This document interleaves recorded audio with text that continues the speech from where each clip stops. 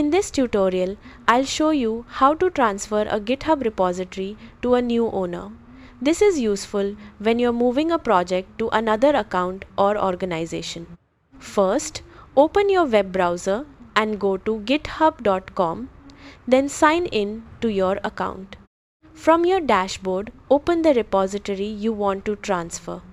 Once you are inside the repository, click Settings from the top menu. Now, scroll down to the bottom of the settings page until you find the Danger Zone section. Look for Transfer Ownership and click Transfer.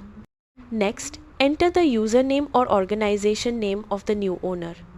GitHub will then ask you to confirm the transfer. Enter the repository name in the confirmation field. Once you've reviewed the details, click I understand, transfer this repository.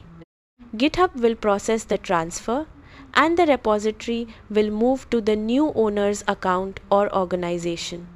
That's how to transfer a GitHub repository. Thanks for watching.